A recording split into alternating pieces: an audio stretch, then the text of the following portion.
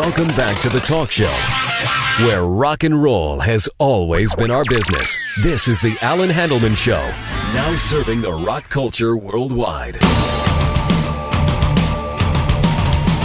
It's great to have you back. It is the Allan Handelman Show. Dan Aykroyd, actor and UFO expert.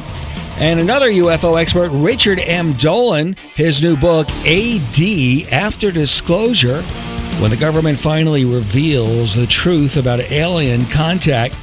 The last time you were on the show, Dan, back in 2006, you talked about a story, just a really interesting story about the disappearing car. Could you tell it again? Nobody has to believe me about the disappearing car. That's fine. Let me, I had left all this UFO stuff behind. A couple of years ago, I'd hit the wall on it. I was past where John Mack was, where we've got to turn it around and make it part of transforming the planet and helping people and positivizing things. John Mack, the great writer of the book Abduction, the Harvard psychiatrist, I know you know him, killed mysteriously in England there last year. Right. I sort of was at the end of it, and I was in Cleveland, Ohio, opening our House of Blues there on Euclid Street in the Flats District, and it's been a great success. And I was at publicizing the House of Blues, and the local TV station guy said, "Would you do a piece on UFOs?" I said, "Well, people, what do you mean? Why you want to talk about that? People still interested in that? I sort of, let it kind of lapse." And he said, "Are you kidding? When we do a UFO story here in Cleveland, because there have been so many sightings, the ratings go up, and we beat everybody else at the 11:30 slot." Mm-hmm. So, okay, fine, all right. So I told a few stories, and then saw David socially in L.A. and at our House of Blues Foundation room on Sunset Strip there. And then, we discussed it. Now, I've got a lot of things going on in my life. I got the House of Blues. I brought the Patron tequila line into Canada with John Paul DeJoria, my partner. And, we have many enterprises to occupy our time.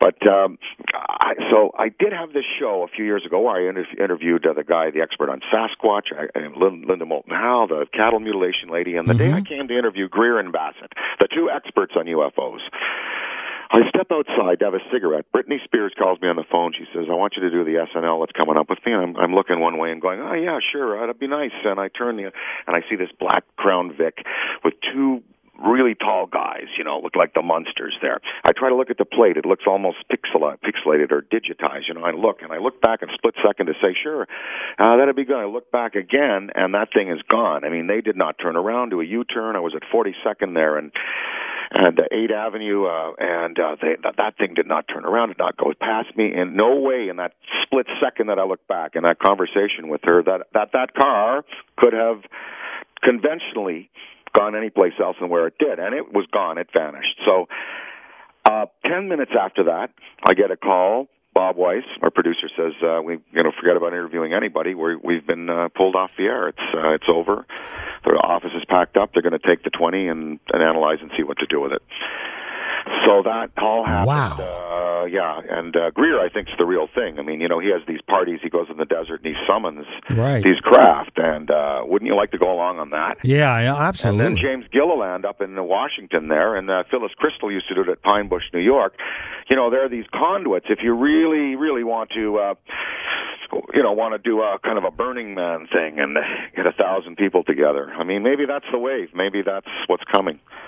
That's very interesting. One of the things, the little detail you said, when you looked at that car, you saw someone's face, and they gave you the dirtiest look you could recall, right? Yeah, well, there were two, but then I turned back, it was answer the phone, talk to her, look, just that, having the smoke, look there, what's that for? And, of course, police cars, the Bluesmobile. Yeah. I know. When I look at all Fords, because I want to know whether they're active, whether they're federal, state, municipal, whether it's a Bluesmobile used, where it came, I'm a freak like that. So, Crown Vic, and I look back, and there it was, and I looked to turn again to speak to her, to talk about the show, and take another drag of the cigarette, turn in a split second, that thing was not there anymore without the guys, nothing. So nobody has to believe that story. But again, at 54 years old, I can say that I'm relatively sane. And then 10 minutes later to have the show yanked. Now, explanation, possible and plausible. They just didn't want a talk show ultimately. They wanted to change their strategy and just do these movies, which they do superbly, and this television drama. Sci-fi is a great carrier of the the torch where we study other worlds and other dimensions, right. other realms, and the parallel and the possible. And it's not their fault. And so, maybe that's all that happened. It was all a coincidence. But just that day, those two UFO guys who will talk about weird things. Bud Hopkins talks about strange things since he's been starting this research, strange things happening to him. Right. So maybe that was just sort of a flash of, now I've gotten my toe in this. You want to play around here? Well, here's the kind of things that can happen. Now, I haven't had anything happen since. The Patron tequila is selling beautifully in Canada. House of Blues is the third largest concert business in the world. We have the largest concert business in Canada. I'm raising a family and having a great time, and I'm not looking to get into trouble here, but I'm just laying out what I think is common now and well known in the lore. Two websites, World Wide Web, MUFON.com, MUFON.com, World Wide Web Mutual UFO Network, the definitive network for new sightings. Also, Lucius Farish, his clipping service? Mm-hmm. Yeah, so anybody who has that, the Farish clipping service is great because it's got stories from all over the world coming in, routinely and daily, by the minute, by the hour, of sightings, abductions, medical experiments, the full range of stories in this what is really part of our folklore. Ultimately, that's why it interests me. That is interesting, Richard. This is for you. Where are these creatures coming from? For those who believe we are being visited, where are they coming from? What's the best guess? Yeah, it's the toughest. It's the most difficult and yet most important of all of the issues that we face. Unfortunately, it's the most important because it's so difficult. I know it's a tough question. Boy, I know if I got that question, I'd say, "Oh my God." Well, I've all I have start? are my theories based on what I've been able to research and what I think that I've learned. What I think is the case is that there is almost a continuum of reality, so that you've got physical, as we understand it, physical reality that we live here, and I think that there are several levels of less physical reality as we understand it. And I'm not a physicist; it's hard for me to give you a description of it, but I think that some of these beings are not. They don't operate in a physical space the way that we do. I have come to believe in what we would call a non-local reality as a result of studying UFOs. And by that, this is what a physicist would say. It's a fancy talk for saying there's a non-physical aspect, there's a part of our reality that's not contingent on space and time as we understand it. And I think that they operate, or they can operate in that realm, so they come in and out of what we would consider our reality. That's some of the UFO phenomenon, but not all. I do believe there are physical beings like you and me, but they're not like you and me, that are here for the long term. Now, here's something that makes it a little more complicated. Everyone talks about the Greys and sometimes the reptilians. Right. But what no one really talks a lot about, and yet these are some of the most common stories that I personally get, are beings that look totally human, just like you and me, right, except they're not like you and me. I cannot tell you how many of these that I have personally looked into from individuals of encounters with beings that are intensely telepathic, that can get into your head, and they're not like us. And they seem to be associated with what we would call the UFO phenomenon. Mm-hmm. So what are those? In other words, it could be some sort of alien hybrid, maybe and they don't even realize that they have a contact, or they're intentionally trying to look human, knowing all along they're an alien. Right, or it could be. How about this for a theory? And it's only a theory. Thousands of years ago, some alien or ET species scooped up their own group of humans and started breeding their own, and enhanced them either genetically or with chips, and gave them these extraordinary capabilities that work for them. Maybe. Why not? If I were an ET here on Earth, I might not be easily able to walk around on the planet's surface. There's microbes that might not be good for me, or solar radiation. Who knows? So I might want some of my own humans working for me, and I could, if I had any interest in this human society, I would have humans infiltrated for me. Again, it's sure. just the thought. That's right. This is all we could do, speculate at this point. That is it, unfortunately. Richard Dolan is who we're talking to. Disclosure, when the government finally reveals the truth about alien contact, is the name of the book, and it's afterdisclosure.com, the website. What's your best guess when this will happen? Not a particular date, but do you think it's in the next decade, the next 5 years? Every now and then I revisit that question. One person actually got me to say as little as 5 years, but as soon as I said it, I thought, I don't think so. It's a possibility. Listen, if there was a major UFO sighting, and with social media and cell phones and television coverage, I took it serious, it could be. That's what I'm thinking, because our timeline really does seem to be speeding up.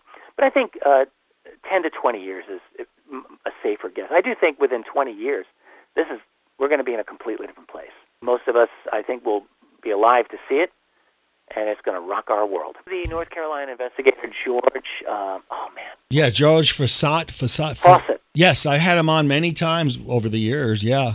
Haven't had him on recently. Haven't had him on in the last 10 years or so. Yeah, he's getting up there now. He wrote to me.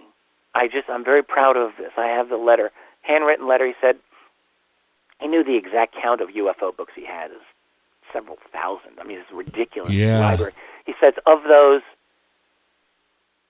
he considered my book, and the one I'm about to send you, actually, to be like one of the top 10 or even better than that. Wow. It blew him away, and I thought, this is the best thing that I've heard, because he is a lot of people don't really know him but he's an incredibly knowledgeable researcher. He's been in this for so long, and I got to find that note from him, but I have it. And I wonder. George Fawcett. Yeah. I wonder how he's sounding now. I mean, I know he must, because the last time I had him on, he was showing his age, unfortunately, but.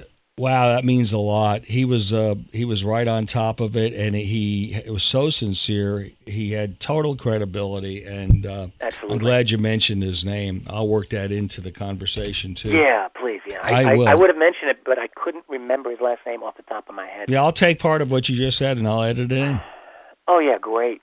All right. Great. Would you? I don't think I would have had you in my book though. I didn't remember your name. I mentioned in this. This is like 5 pages. I mean, it's a fairly long. Well, I don't think as far as in UFO circles per se, I did have quite a few people on. Lee Spiegel at the time, who was with NBC. Lee's become a really good friend of mine. Right, and back then, I did a lot of shows on it. I'm not sure, I wasn't really looking for notoriety in publications other than promoting my show, of course. But I don't know. I just know that the National Enquirer, when they finally came out with the 2 or 3 page article, I remember thinking beforehand, well, they're gonna make this into a laughingstock. It turns out George Fawcett and many other people, Dr. Hynek at the time, said, you know what, the Enquirer is very accurate, and it was very accurate. They had Bob Pratt writing for them at that time. Yeah, and it was. Well, you're going to like this book, I think, because I have an analysis of the Enquirer in here as well. I can't wait. Richard, send it out to you. Absolutely. Thanks a lot. We're going to be talking down the road. We'll take calls down the road also. Thanks, man. Sounds great, Alan. You have a great day. You too. All right, see you. Bye. Bye-bye. Afterdisclosure.com is the website. And Dan, we got time for one more call for you. Let's go to Brian. You're on with Dan Aykroyd. Hi. Talk to you, Alan, and it's great to talk to you, Dan. Sure. This is nothing is any as far as informational from the last caller, but I was just calling about a sighting that I had in High Point, North Carolina, February 7th or 8th of 2005, where I saw above the skyline, below the level that commercial airlines would fly, but above like where you'd say like your Cessnas would fly, 3 orbs that came together. I was doing some work on a friend of mine's house. I was up on his roof, and I saw this, and it lasted for about 3 minutes. Yeah.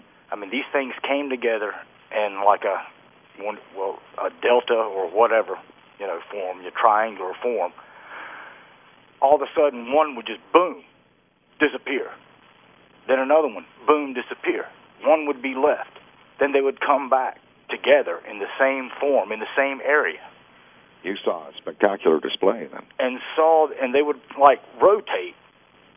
How, you've seen the balls and some clocks go, around and around. It scared the death out of me. Was that a daytime sighting? This was approximately 4:30 in the afternoon. And you were with other people?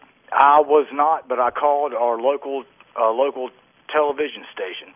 Yeah. And they said they would check with the, I guess is it FAA or whatever, to see if they had any sightings.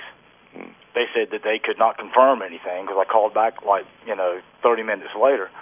But I sat there and watched this, and I did not move. I had my cell phone on the roof, and I hit 411, to get the, the station's number and whatever. And I was sitting there looking at this. I mean, this went on for 3 to 5 minutes. Well, let me ask you a question. If they shined a light at you, would you go up with them? Hell no. No. Yeah, like you. I asked a room full of abductees. I felt their stories were genuine, and I got up and I asked them, and I said, how many would go again? And about half of them said yes, but half said no way. Yeah. I mean, it just, whatever, like something you mentioned earlier, Dan, as far as the technology that this country or whatever we may have. We got it. If anyone has this technology, I don't know where it came from, but I mean, it was beyond me. I mean, the quickness that these things move. Appreciate your call, man. Good talking to you. All right, thanks, man. All right. Hell no. Did you hear that? Hell no. Yeah. Well, like you, I'm a little claustrophobic, so I don't think I'd want to, but I would consider it if they could just make me relax, I guess. Oh, yeah, they got the best kind of. They got neurocortical control from, right. Probably frontal lobe or something in their own head. Stay tuned for more of The Allan Handelman Show.